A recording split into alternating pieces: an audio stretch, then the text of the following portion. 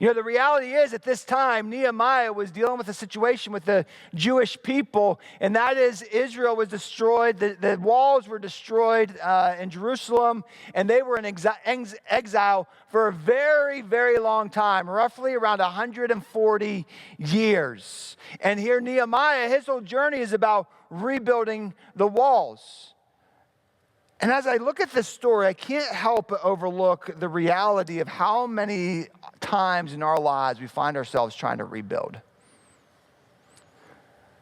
We're trying to rebuild our lives, rebuild our finances, rebuild our marriage, rebuild our home, rebuild our job, rebuild our nation, rebuild the church. Life is just a series of rebuilds, isn't it? And sometimes I think we tend to get off track a little bit and lose focus of the main efforts of our rebuild. And hear this story of Nehemiah. What's going on here is Nehemiah was the cupbearer to the king. He had a very important job for the king. And at this time, it was the king that oversaw the land. There was King Artaxerxes the first, and he kind of ruled the land. And here the people in Jerusalem, the Jewish nation, the walls have been destroyed for a long time. And the reason this was such a problem is because they were so open to the attacks of enemies. Anybody could just come and destroy them, because in that time period, if you had any city of significance, it always had a wall around it to protect it from the attacks of the enemy. And if there was a city with no walls, they were extremely vulnerable, and the enemy would come and destroy them. And the people, the Jewish people, remained in ruins with a torn down wall for a century and a half. Think about that. And so Nehemiah at this time had some people that came to him, along with his brother that came to visit him as the story starts. And they came to him, and Nehemiah questioned them. He began to just have this small talk. How are the people doing in Jerusalem? How is the nation? What's going on? Who survived the exile? How's everybody doing? And they responded in verse 3. They said to me, "Those who survived the exile are back in the province, are in great trouble and disgrace. The wall of Jerusalem is broken down, and its gates have been burned with fire." In other words, things are not good. In fact, Nehemiah, it's pretty bad. It's pretty bad. And here's the struggle. Here's the struggle we see right away in the first couple of verses of what Nehemiah was sharing about his story. His people, the Jewish people, were in rubble and exile and brokenness for around 140 years. And he begins to wonder, why? Why are they not doing anything? Why are they okay with this? Because there's a glaring problem. There's a huge need. And what I see with my people is a nation that's full of apathy and fear that has them just stonewalled, and they're doing nothing. They'd rather live in rubble for century after century rather than doing something about it. They're in danger. And what the people needed was a dynamic leader. Someone who is going to say, now is the time to move forward. Enough is enough. And here comes Nehemiah. Here comes this dynamic visionary and leader that says, we are going to rebuild. We're going to do something about this. And what we see over the whole landscape of Nehemiah's story is who this man is. Of all the books in the Old Testament, Nehemiah is the one story that we really see the vibrant reality and the vibrant personality of this person come to life as he writes about his story. Because in this story, we see Nehemiah was a man of responsibility. He was the cupbearer. He knew, I have a role to play and I need to own up to that. He He was a man of vision. He was not okay with just settling or just pleasing the people in front of him. He was set course on a vision. He was a man of prayer. He was a man of action and teamwork and cooperation. He was a man of compassion, and he was a man who triumphed over the opposition. Bottom line, he was a man that showed when you had the right motivation, seeking first the kingdom of God, there's a great vision. You see, this is the truth that we need to lay out here as we begin this journey together, my friends. Vision with the right motivation of seeking first the kingdom leads to a place of comfort and peace. And the problem is so many times we struggle in life lacking comfort and peace because we are lacking vision of seeking first his kingdom and chasing him. And this book of Nehemiah begins with him in deep distress. He just heard from his brother and the other guys, hey, things aren't good. The walls are still down. The people are just, they're just broken. In verse 4, Nehemiah, when I heard these things, I sat down and wept. For some days I mourned and fasted and prayed before God in heaven. Here we see the heart of this man come out. You see, it really wasn't the fact that the walls were torn down. He knew this. This wasn't breaking news. He didn't just turn on the news and said, newsflash alert, the walls in Jerusalem broken down. That's not what happened.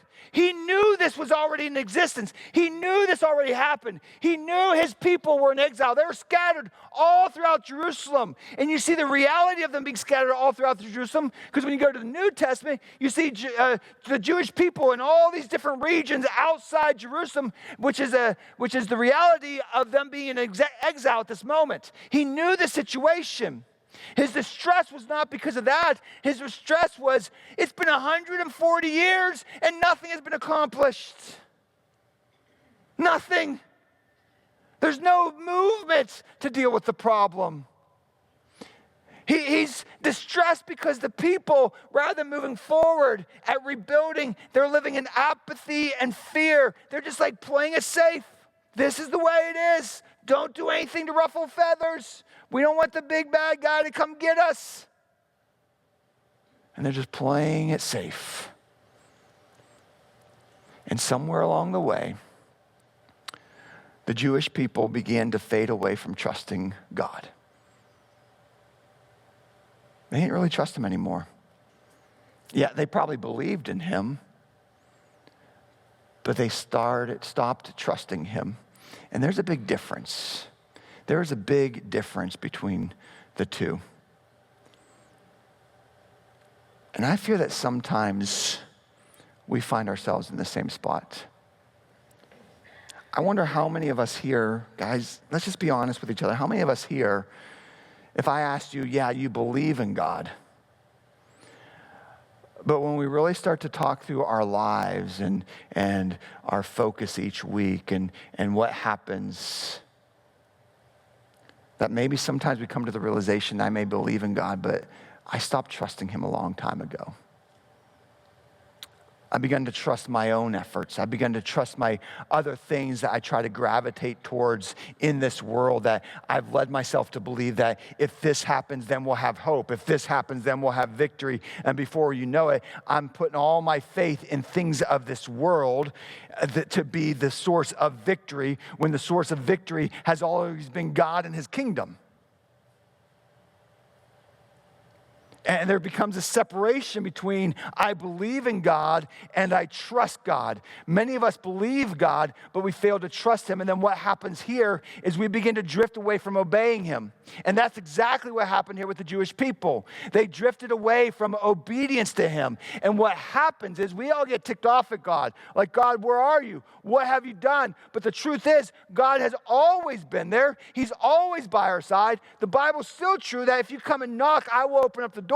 But the problem is we, because we stop trusting him, begin to drift from him and then begin to not be obedient to him, and we begin to follow our own path. And you know what God does when that happens?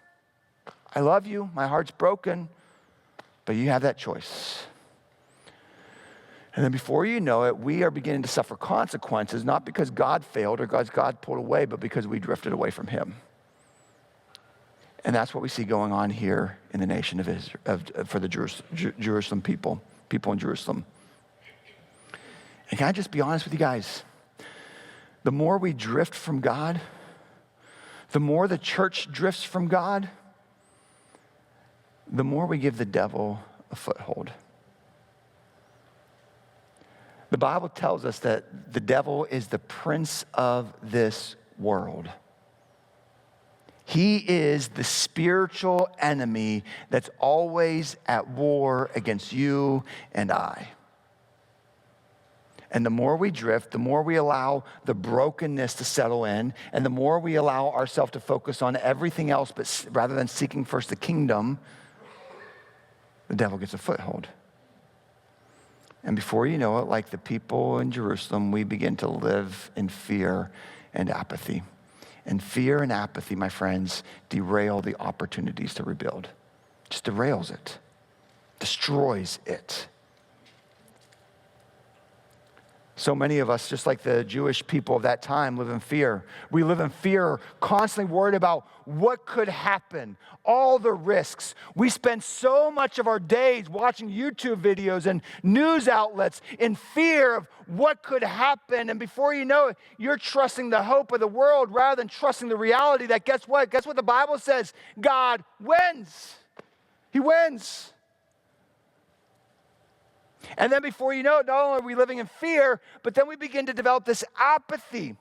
And we begin to live in this apathy. We become accustomed to our surroundings. We become accustomed to what has become normal around us. And rather than the church being the thing that is supposed to be influencing the world and the culture, we begin to allow the world and the culture to influence us. That's exactly what's happening here. That's why Nehemiah was so distressed. Guys, you live in all this fear of what the world might do to you, but God's still on the throne. He's still there. He's still the one who has all authority. He still wins.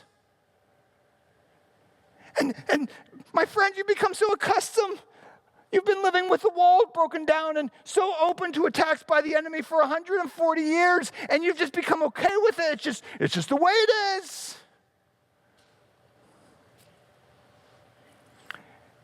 And the Jewish people, and like us today, what happens as we go down this drift is our view of God begins to change. Then our view of truth changes. Then our view of justice changes. And then as we drift, then God just says, I'll let you deal with the consequences. And there the Jewish people sat in rubble for 140 years. And I feel that so often we miss out on vision. We miss out on opportunities and rebuilding because we tend to become more apathetic with what we allow to become normal. And we live in the mindset, just play it safe. Don't create any waves, no drama. But what we're doing is, as we drift from God, we build this foundation of our apathy and fear that just creates consequences down the road that we don't even recognize or see yet, that we don't even see. Nehemiah was so distressed with the situation, so distressed with the people, that he said, I got to go do something. I have to go. I have to go. I have a mission. I have a vision to rebuild the walls in my nation, to rebuild Jerusalem. And with this distress, what we see in verse 4 that we just read a moment ago, would you see what Nehemiah did with the distress that overwhelmed him? That walked through that pattern of verse 4 that we saw there. First, he sat down and he wept. And I think sometimes in our journey, in order to rebuild, to get to that place where I need restoration, I need reconciliation, I need to rebuild in my life, in my world around me, wherever it is, we need to first stop, sit down, and weep. In other words, we need to allow ourselves to become vulnerable with the space that we're in. Because sometimes we just hold all this junk in that we don't deal with. At some point, rather than just saying, I'm doing this, I need to stop and reflect and just let it out. And then Nehemiah said he mourned. This is the time of reflection. You know, if you've ever studied grief, grief goes through a process. First, there's anger, there's bitterness, there's rage, there's sadness, and you work through that whole process to find healing. And some of us have rebuilding that has to happen in our lives and in the world around us that sometimes we need to work through mourning that we don't even recognize is there, that needs to take place. Because if you don't deal with it and work through that, the problem's going to deal with you. It will deal with you. And then Nehemiah said he fasted. You know, when they were in exile, this is where fasting began. When the Jewish people were in exile, then this whole practice of fasting began. And what fasting is, it's giving up food. They didn't eat for a period of time so that they can remove what they trust in this world to sustain life, to seek God and say, no, I trust you who is the giver of life and who sustains life. That's what fasting's all about. And so they removed things that became obstacles in their way to seek God. And sometimes there's things in our life that sometimes we need to remove to seek God. And then he prayed. He prayed. So here, do you want to start rebuilding in your life?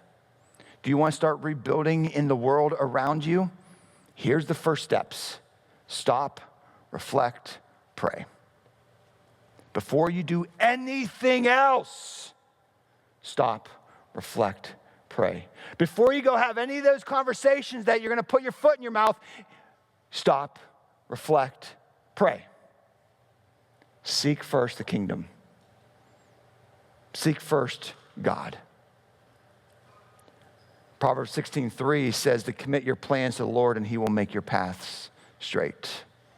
You know, part of that commitment, your commitment to the Lord, is aligning your life with his life. This verse does not say, hey, guess what? Whatever you really want in life, whatever you want to do with life, just give it to God and he'll give it back to you. That's not what that's saying. And those who use that verse to say that, they're wrong. I'm just going to be honest. Because what this says is really a commitment. It's a two-way street. I'm committing my ways to the Lord. In other words, it's not saying, God, bless my ways and what I want. No, I'm aligning my ways with your ways. And when you do that, guess what happens? You begin to realize there might be some things that I thought I wanted that don't really align with his ways that need adjusted. This isn't God adjust your ways to make my life better. This is in alignment with him. I'm committing my plans to the Lord, and he will make my plans, my path go straight. From there, Nehemiah began to pray. Verse 5 is the beginning of his prayer. Nehemiah's prayer started, Lord, the God of heaven, the great and awesome God, who keeps the covenant of love with those who love him and keep his commandments. You see what he did? Right away, the beginning of his prayer was a recognition and a realization that God, you are an awesome God. Everything is because of you and everything is for you. You are truly amazing. My friends, start your prayers not by getting there, God, I need you. Can you do this for me? No, I challenge you right now. Every time you get on your knees to pray, start with the realization, God, you are great. You're great. And I know right now it looks like everything around me is awful and terrible and horrible. But God, you're great. And that always remains. Because sometimes we need to adjust our heart. And because we get so focused on the rubble, The drift, you know what the drift does? It causes us to begin to lose sight that God is great. He's still the victor. He's still the victor. His kingdom is still the prize. And here, this is an acknowledgement of the greatness and faithfulness of God. How amazing he is. And how God, he gives us the opportunity to come in alignment with him. And what we see here in this prayer, that God is great and who keeps his covenant, he went on to pray, who keeps his covenant of love with those who love him and keep his covenant commandments. And when he's saying there, you know what, this is a blending through thick and thin, good days and bad days. Even when I don't see it, I'm aligning my life with your life, God. That's what he's praying. That's what Nehemiah's praying right now. God, you are great. And because you are so great, may I align everything about me with you. And because of it, you will continue to be faithful to me. You will give me victory and success because it's through you, not through me. It's through you, it's not through anything in this world. And then he continues his prayer in verses 6-7. Let your ear be attentive and your eyes open to hear the prayer. And your servant is praying before you day and night for your servants, the people of Israel. I confess the sins of Israel, of the Israelites, including myself and my father's family, have committed against you. We have acted very wickedly towards you. We have not obeyed the commands, decrees, and laws you have gave to your servant Moses. You see what Nehemiah did there? After he prayed, God, you are great. You are amazing. Everything is because of you. Everything is from you. You are amazing, God. Your faithfulness. And then he goes right into, God, I'm broken. I'm broken. You see, when we start to recognize the awesomeness of God, what then comes into view is the reality of our sinfulness. This isn't to beat you down, but we do need to reflect that we are broken. We're broken. And sometimes we make mistakes. And friends, to rebuild, we need to acknowledge, just like Nehemiah, I've sinned. And some of this brokenness around me, I've either helped cause or I've begun to live in apathy and just let it happen.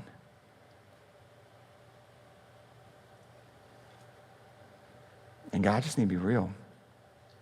You see, Nehemiah could have prayed, God, please get them all back. All the people, they did this, they did that wrong. But no, he called him out too. He called himself out too. Because a true sense of God's awesomeness recognizes our brokenness, which leads us to healing. And so in other words, guys, if you really want to rebuild, if you spend the majority of your life pointing fingers at how everybody else around you is wrong or how the world around you is wrong, and you're not spending time on your knees confessing, God, I'm sinful. I'm sinful. My guess is you're probably missing the opportunities to rebuild. Because sometimes the rebuilding has to start here. It has to start here before it can happen anywhere around you. And Nehemiah recognized this. And then he went on to pray in verses 8-9. Remember the instruction you gave your servant Moses, saying, if you are unfaithful, I will scatter you among the nations. But if you return to me and obey my commands, then even if your exiled people are at the farthest horizon, I will gather them from there and bring them to the place I've chosen as my dwelling place. There's a word there that's going to be brought out through Nehemiah, and that's remember. Maybe if you're taking notes, you need to write down the word remember. Maybe when you go home, you need to get some sticky notes and put them around your house that just says, remember, remember, remember, remember. You know what that is? He's saying, we need to remember that God is faithful. We need to remember that God always comes through on his promises.